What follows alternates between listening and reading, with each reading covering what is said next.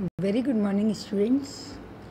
पिछले टर्न पर हम लोग रोटेशनल स्पेक्ट्रम के बारे में पढ़ रहे थे और उसमें हमने रिजिड रोटेटर मॉडल डिस्कस किया था और हमने ये भी देखा था कि घूर्णन स्पेक्ट्रम रेखाओं में जो पृथक्करण है, रेखाओं का पृथक्करण, उनके बीच की दूरी समान होती है। कितनी होती है? 2b। लेकिन आज हम अदृढ़ घूर्णक मॉडल या नॉन रिजिड रोटेटर के बारे में अध्ययन करेंगे। Today we are going to study about non rigid rotator. अब हम प्रैक्टिकली ये जानते हैं कि घूर्णन स्पेक्ट्रल रेखाओं का पृथक्करण जे की जो वैल्यू है वो जे के कम मान के लिए सही है। कहने का मतलब है कि जो हमने लास्ट टर्न पे देखा था कि लाइंस के बीच में, स्पेक्ट्रम रेखाओं के बीच में जो सेपरेशन है वो 2b के बराबर, ये प्रैक्टिकली तभी होता है जब जे की वैल्यूज़ कम है। तो जे के उच्च मान पर ये दूरी 2b के बराबर नहीं होती। अब हम देखेंगे ऐसा क्यों नहीं होता है। तो जे के उच्च मान पर जो हमने माना था घूर्णक का दृढ़ गुण प्रभावित होता है। Rigid nature of a rotator is affected for the higher values of J. J के उच्च मान पर घूर्णक का दृढ़ गुण प्रभावित होता है क्योंकि घूर्णन की गति बढ़ती है, वेलोसिटी ऑफ रोटेशन इंक्रीजेस, जिससे बंद के तनन की प्रवृत्ति तथा जड़त्व आघूर्ण का मान बढ़ता है। हमने क्या माना था कि bond length end moment of inertia is constant, लेकिन ऐसा नहीं होता है। अगर घूर्णन तेज़ गति से हो रहा है तो इसमें बॉन्ड में स्ट्रेचिंग होती है, तनन होता है और इससे जड़त्व आघूर्ण का मान बढ़ता है। जबकि दृढ़ घूर्णक के लिए हमने माना था कि जड़त्व आघूर्ण का मान स्थिर होता है और वो किस पर निर्भर नहीं करता है, जो कोणीय गति ओमेगा पर अनाश्रित है। We assume that for rigid rotator the value of I, moment of inertia, is constant and does not depend upon the angular velocity omega। लेकिन यहाँ ऐसा नहीं है। तो ये दृढ़ घूर्णक मॉडल की कुछ लिमिटेशंस हैं। These are the limitations of rigid rotator model. Rigid rotator model is valid only for the lower values of J. For the higher values of J, the bond length increases due to the stretching and the moment of inertia is not a constant। तो अब क्योंकि higher values के लिए जे के लिए ये rigid rotator model applicable नहीं है, इसलिए अब हम बात करेंगे नॉन रिजिड रोटेटर की या अदृढ़ घूर्णक मॉडल की। घूर्णन वेग बढ़ने पर बंद धैर्य में परिवर्तन हो जाता है। जैसे जैसे घूर्णन वेग यानी ओमेगा की वैल्यू बढ़ती जाती है, वैसे वैसे बॉन्ड लेंथ में चेंज हो जाता है। और ये परिवर्तन क्यों होता है? क्योंकि इस पर एक अपकेंद्री बल कार्य करता है, सेंट्रीपिटल फोर्स काम करता है। इसका परिणाम ये होता है कि स्पेक्ट्रम रेखाओं के बीच की दूरी 2b न रहकर कुछ परिवर्तित हो जाती है। जैसा कि मैंने पहले बताया कि जो स्पेक्ट्रम रेखाओं के बीच में, लाइन्स के बीच में सेपरेशन है, वो 2b नहीं रहकर कुछ परिवर्तित हो जाता है। अतः अणु को एक दृढ़ गुणक नहीं माना जा सकता, क्योंकि दृढ़ गुणक तो तभी माना जाएगा जब उनके बीच की बॉन्ड लेंथ स्थिर हो, कांस्टेंट हो। पूर्ण रूप से स्पेक्ट्रम को समझने के लिए अब हम विचार करेंगे कि नॉन रिजिड रोटेटर क्या है। रिजिड रोटेटर में दो परमाणुओं को द्रव्यमान बिंदु से प्रकट करते हैं तथा उनके बीच जो केमिकल बॉन्ड होता है, रासायनिक बंध होता है, उसे हम मानते हैं कि ये एक द्रव्यमान रहित दंड है,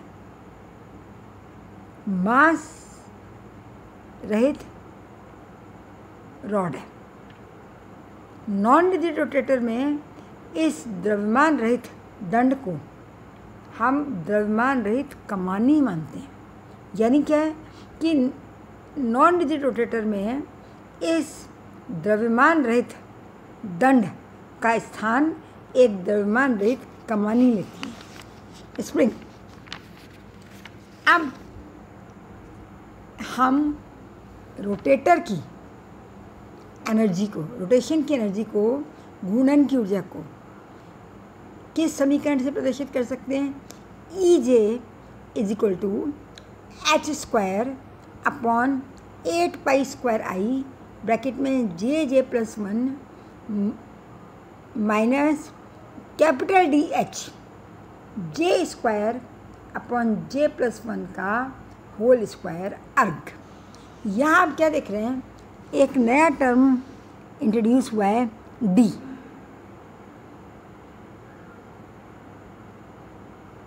D को अपकेंद्री विरूपण स्थिरांक, सेंट्रीफ्यूगल डिस्टॉर्शन कांस्टेंट कहते हैं। D क्या कहलाएगा?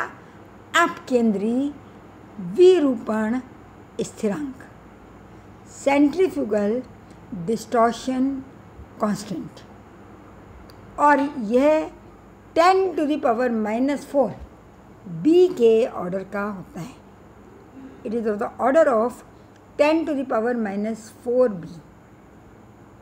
यानी कहने का मतलब है D का मान सदैव B से कम होता है और बहुत कम होता है।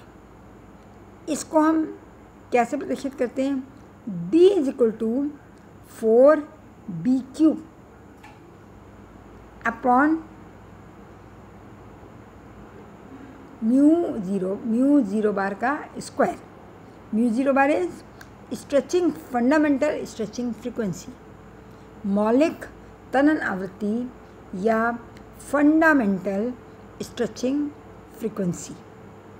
अब यहाँ भी सिलेक्शन नियम एप्लीकेबल है। डेल्टा J का मान ±1।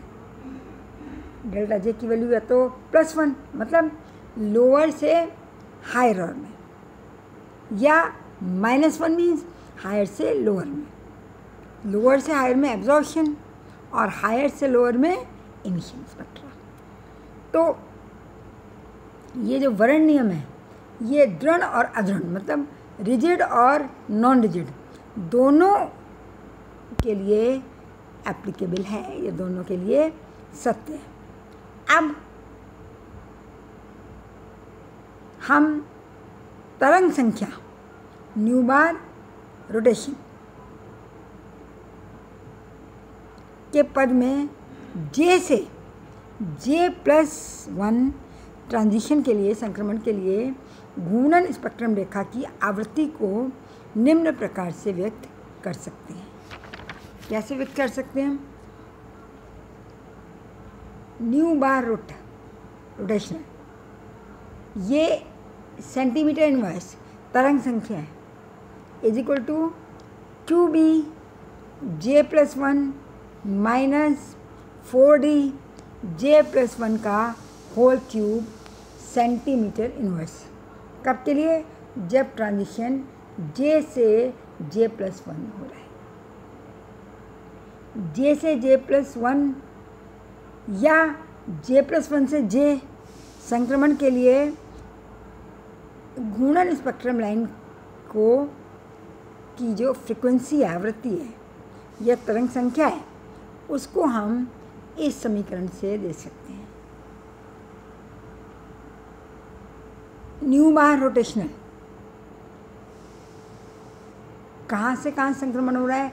J = 0 से J = 1। अगर J = 1 से J = 0 हो रहा है तो भी वैल्यू ये इतनी आएगी, पर अंतर क्या जाएगा?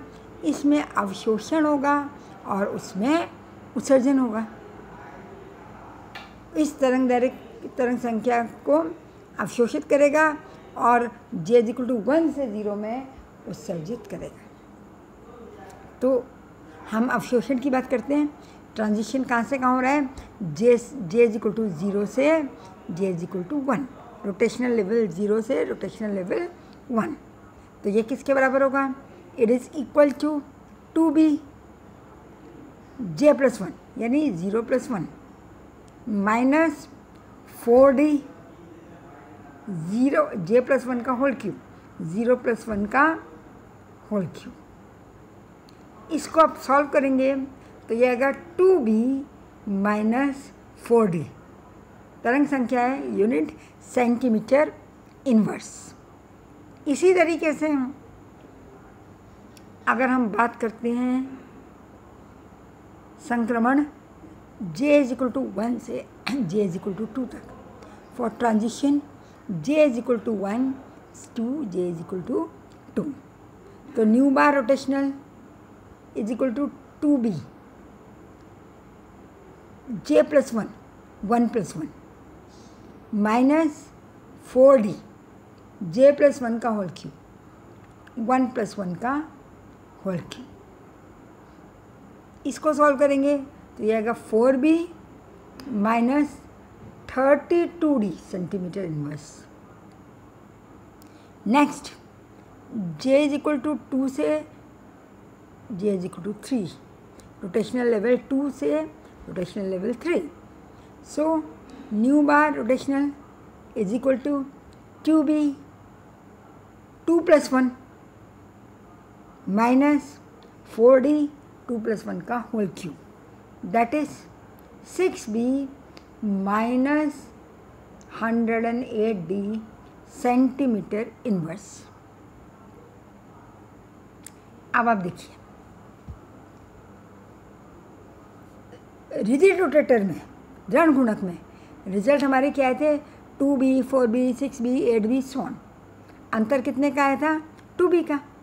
अब यहाँ देखिए 2B में से 4D माइनस हो रहा है, 4B में से 32D माइनस हो रहा है और 6B में से 108D माइनस हो रहा है। इसका मतलब है कि जो लाइंस हैं वो समदूरस्थ ना हो रही हैं, नहीं है, और जैसे जैसे J बढ़ता जा रहा है, J की वैल्यू बढ़ती जा रही है, वैसे वैसे जो सेपरेशन डिस्टेंस है, पृथक्कीकरण दूरी, वो कम होती जा रही है। क्योंकि D तो कांस्टेंट है, तो ज़्यादा चीज़ माइनस हो रही है, मीन्स अंतर कम होता जा रहा है। यानी डिस्टेंस ऑफ सेपरेशन या पृथक्कीकरण की दूरी कम होती जा रही है जैसे जैसे J का मान बढ़ता जा रहा है। हम क्या कह सकते हैं? स्पेक्ट्रल लाइन बिल्कुल समदूरस्थ नहीं होती हैं। The spectral lines are not exactly equidistant for non rigid rotator. जैसे जैसे J के मान में वृद्धि होती जाती है, वैसे वैसे पृथक्करण दूरी, सेपरेशन डिस्टेंस घटता जाता है। बिल्कुल क्लियर है। D ज़्यादा माइनस हो रहा है, ज़्यादा टर्म नेगेटिव हो रहा है, तो इसका मतलब क्या है? जो डिस्टेंस है वो कम आएगा और जैसे जैसे हम J का मान बढ़ाते जाएंगे वैसे वैसे लाइंस के बीच में सेपरेशन जो है वो कम होता जाएगा। ये था आपका नॉन रिजिड रोटेटर या अदृढ़ घूर्णक। अब हम देखेंगे कि घूर्णन स्पेक्ट्रोस्कोपी या रोटेशनल स्पेक्ट्रोस्कोपीज़ के क्या एप्लीकेशन है, यानी हम रोटेशनल स्पेक्ट्रोस्कोपी का अध्ययन करके क्या मॉलिक्यूल की संरचना के बारे में किस प्रकार पता कर सकते हैं। तो एप्लीकेशंस ऑफ रोटेशनल स्पेक्ट्रोस्कोपी, घूर्णन स्पेक्ट्रोस्कोपी की उपयोगिता। क्या उपयोगिता है? इसकी सहायता से वे अणु जिनका निश्चित द्विध्रुव आघूर्ण है कि अंतर्नाभिक दूरी इंटर न्यूक्लियर डिस्टेंस को परिकलित किया जा सकता है। With the help of rotational spectroscopy the internuclear distance of those molecules can be calculated which have a definite dipole moment. With the help of rotational spectroscopy, the internuclear distance of those molecules can be calculated which have definite dipole moment. जिन अणुओं में निश्चित द्विध्रुव आघूर्ण होता है वो rotational spectroscopy show करेंगे और उससे उनका अंतर्नाभिकीय दूरी या इंटर न्यूक्लियर डिस्टेंस को परिकलित या कैलकुलेट किया जा सकता है। First application. दूसरा एप्लीकेशन है अणुओं का जड़त्व आघूर्ण निकाला जा सकता है। Moment of inertia of molecules can be calculated with the help of spectral lines. Rotational spectral रेखाओं की सहायता से अणुओं का जड़त्व आघूर्ण या मोमेंट ऑफ इनर्शिया ज्ञात किया जा सकता है।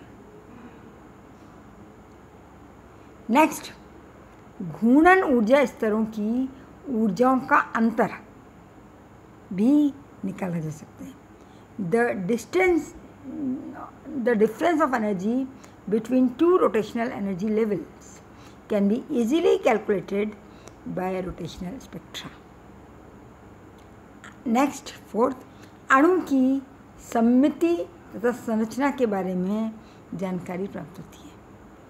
मॉलिक्यूल की सिमेट्री और स्ट्रक्चर के बारे में रोटेशनल स्पेक्ट्रा से जानकारी प्राप्त होती है। नेक्स्ट, घूर्णन स्पेक्ट्रा से नाभिकीय स्पिन के बारे में भी जानकारी प्राप्त होती है। Rotational spectra also gives the idea about the nuclear spin. Nuclear spin के बारे में, नाभिकीय स्पिन के बारे में घूर्णन स्पेक्ट्रा से जानकारी प्राप्त की जा सकती है। तो ये हमारे घूर्णन स्पेक्ट्रा के स्पेक्ट्रोस्कोपी के या रोटेशनल स्पेक्ट्रोस्कोपी के उपयोग हैं, अनुपयोग हैं, एप्लीकेशंस हैं। These all about rotational spectroscopy. यहाँ हमारी रोटेशनल स्पेक्ट्रोस्कोपी समाप्त हो गई। अब नेक्स्ट टर्न पर हम लेंगे vibrational spectroscopy. That's all for today. Thank you.